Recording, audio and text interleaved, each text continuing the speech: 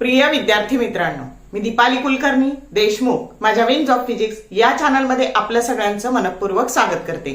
तर सीईटीच्या परीक्षेसाठी आपण स्मार्ट रिव्हिजन सिरीज सुरू केलेली आहे आणि त्याचा आज 7वा भाग आपण बघतो आहोत। तर खूप जणांना टेन्शन येतं, माझे फॉर्म्युले पाठ नाही, मला कॅल्क्युलेशन करता येत नाही। तर आपण काय करतो आहोत की सोपं घेत आहोत की नाही अवघड तर सोपं तर करून बघा, पडलं तर पडलं। म्हणजे काही प्रश्न सोपे पण असतात, 30% प्रश्न सीईटीच्या परीक्षेत सोपे असतात, पण त्याच्यासाठी काही कन्सेप्ट क्लिअर असाव्या लागतात। आणि म्हणून मी चॉईस करताना असे टॉपिक चॉईस केलेले आहेत की जे पर्यायाने सोपे आहेत, सर्वसाधारण मुलांना ते जमू शकतील आणि त्याचे उत्तरं तुम्हाला लिहिता येतील। फक्त थोडीशी काळजीपूर्वक त्याच्याकडे बघण्याची, कन्सेप्ट क्लिअर करण्याची गरज आहे।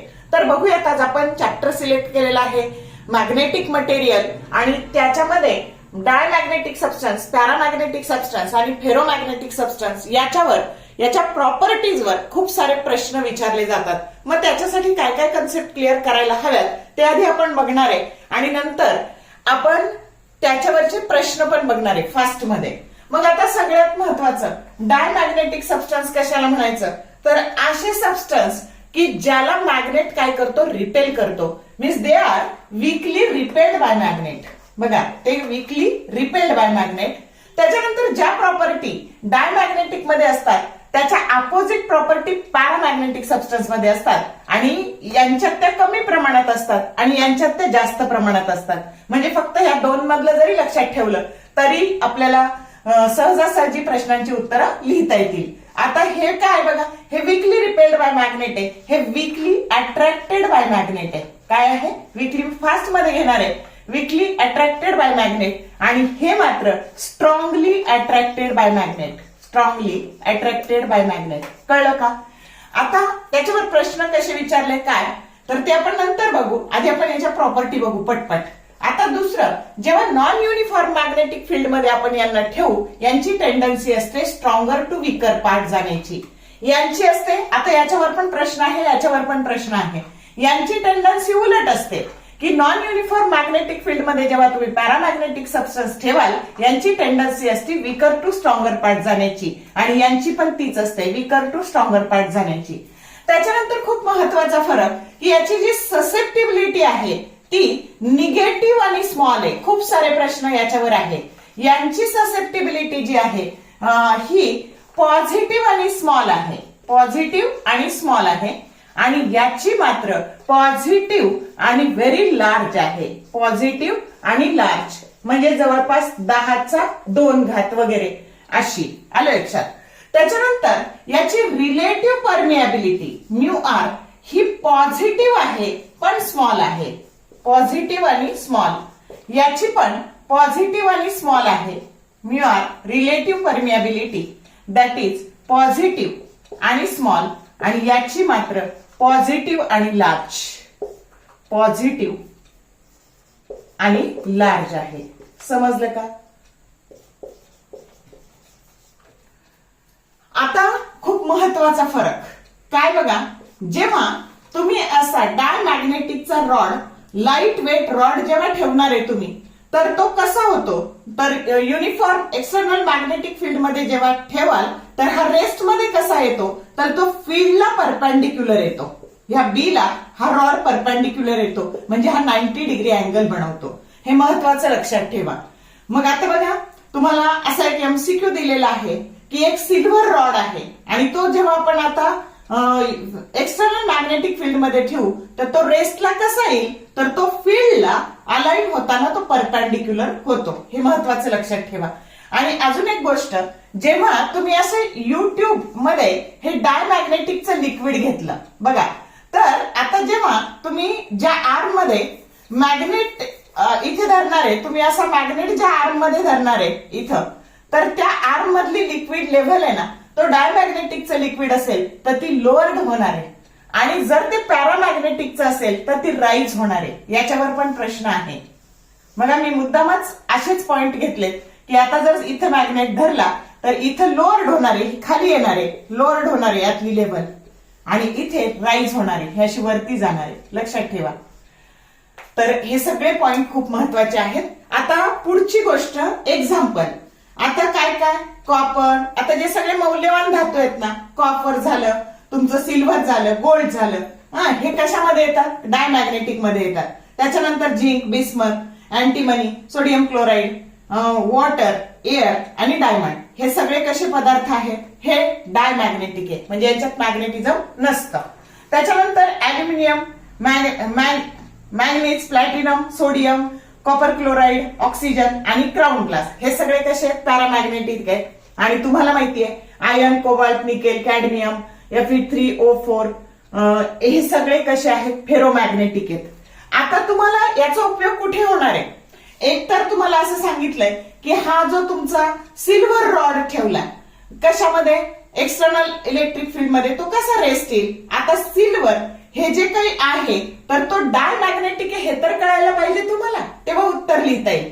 त्याच्यानंतर एक प्रश्न असा आहे की एक स्पियर ऑफ गोल्ड म्हणजे सोन्याचा स्पियर घेतला आणि तर त्याच्याजवळ मॅग्नेट नेला तर काय होणार आहे?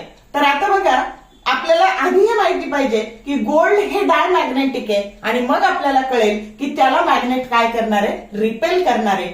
असे जे प्रश्न आहे त्याच्यासाठी आपल्याला त्याचे एक्झाम्पल्स माहीत असले पाहिजेत. आणि बघा, जे जे इथे लागणार आहे तेवढंच मी फक्त घेतलेलं आहे आणि आता याच्यावरचे पटपट आपण प्रश्न बघूयात. हा प्रश्न सीईटी 2007 ला आलाय बघा. If a magnetic substance is kept in a magnetic field then which of the following substance is thrown out? Option A paramagnetic, B ferromagnetic, C diamagnetic and D anti ferromagnetic. मग आता जर आपण एखादा magnetic substance magnetic field मध्ये ठेवला तर कोणचा repel होतो? तर आपण पाहिलं डायमॅग्नेटिक रिपेल होतो आणि म्हणून करेक्ट ऑप्शन आहे सी डायमॅग्नेटिक. सीईटी 2020 ला आलाय बघा. A sphere of gold when brought towards a powerful magnet experiences. आता गोल्ड हा कसा सबस्टन्स आहे? डायमॅग्नेटिक सबस्टन्स आहे आणि मग त्याला मॅग्नेट काय करणार आहे? रिपेल करणार आहे. आणि म्हणून इथे 4 ऑप्शन दिलेले आहे. A nuclear force, B attractive force, C zero force आणि डी रिपल्सिव्ह फोर्स. तर तो गोल्डचा स्पियर कोणता फोर्स एक्सपिरियन्स करणार आहे? तर रिपल्सिव्ह फोर्स. म्हणून करेक्ट ऑप्शन आहे डी. आता हा पुढचा प्रश्न सीईटी 2000 ला विचारलाय बघा. If the magnetic material which moves from stronger to weaker part of a magnetic field then it is known as. Option A diamagnetic, B paramagnetic, C ferromagnetic and D anti ferromagnetic. मग stronger to weaker part जे material move होतं magnetic field मध्ये ठेवल्यानंतर किंवा non uniform magnetic field मध्ये ठेवल्यानंतर त्याला आपण डायमॅग्नेटिक असं म्हणतो आणि म्हणून करेक्ट ऑप्शन आहे ए डायमॅग्नेटिक. आता हा प्रश्न सीईटी 2020 ला आलाय बघा. A thin light weight rod of diamagnetic substance such as silver is suspended in uniform external magnetic field. It will align itself with its length. Option A, inclined at an angle 120 degree to magnetic field. B, inclined at an angle 45 degree to magnetic field. C, perpendicular to magnetic field. And D, parallel to magnetic field. आता सगळ्यात आधी तुम्हाला हे माहिती पाहिजे की जो काही डायमॅग्नेटिक सबस्टन्सचा जो रॉड आहे तर तो कसा अलाइन होतो? तर तो फील्डला परपेंडिक्युलर अलाइन होतो आणि म्हणून करेक्ट ऑप्शन तुमचं सी आहे परपेंडिक्युलर टू मॅग्नेटिक फील्ड. त्याच्यानंतर हा प्रश्न सीईटी 2023 ला आलाय बघा. A copper rod is suspended in a non homogeneous magnetic field region. In equilibrium the rod will align itself. Option A in the region of strongest magnetic field. B parallel to direction of weakest magnetic field. C in the direction in which it was originally suspended and D perpendicular to the direction of weakest magnetic field. आता आपल्याला माहिती आहे की copper हा diamagnetic material आहे किंवा substance आहे आणि म्हणून करेक्ट ऑप्शन डी येणार आहे perpendicular to the direction of weakest magnetic field. हा प्रश्न सीईटी 2024 ला आलेला आहे. If a diamagnetic liquid is filled in a U tube and one arm of U-tube is placed in an external magnetic field with the meniscus in a line with the field, then the level of the liquid in that arm will, option A, rise, B, fall, C, remains as it is, D, oscillate slowly. आता आपण पाहिलं की डायमॅग्नेटिकच्या बाबतीत liquid level ही fall होते आणि तिथं जर तुमचा पॅरामॅग्नेटिक लिक्विड असतं तर तिथं उत्तर राईज आलं असतं. आलं का लक्षात? एवढा बदल होऊ शकतो आणि म्हणून इथं मात्र करेक्ट ऑप्शन बी आहे, फॉल. हा प्रश्न सीईटी 2020 आणि 2024 ला आलाय बघा. Rods A, B and C are made of a paramagnetic, a ferromagnetic and a diamagnetic substance respectively. A magnet is brought close to them, it will, option A, repel all three substances, B, attract A strongly, B weakly and repel C weakly, option C, attract A strongly but repel both B and C weakly, and option D, attract A weakly, B strongly and repel C weakly. आता A paramagnetic आहे म्हणजे तो weekly attract होणार आहे, B हा ferromagnetic आहे तो strongly attract होणार आहे आणि सी हा तुमचा डायमॅग्नेटिक आहे तो वीकली रिपेल होणार आहे आणि असा ऑप्शन तुमचा डी आहे. हा प्रश्न सीईटी 2019 ला आलाय बघा. If a magnetic field is applied to a liquid in one arm of a narrow U tube, the liquid level in that arm is lowered. The liquid in U tube arm is, option A, non magnetic, B paramagnetic, C diamagnetic and D ferromagnetic. आता आपल्याला माहितीये liquid level YouTube arm मध्ये जर fall झाली तर ते liquid कोणतं असतं तर ते डायमॅग्नेटिक असतं आणि म्हणून करेक्ट ऑप्शन काय आहे? सी आहे. हा प्रश्न सीईटी 2020 आणि 2024 ला आलाय बघा.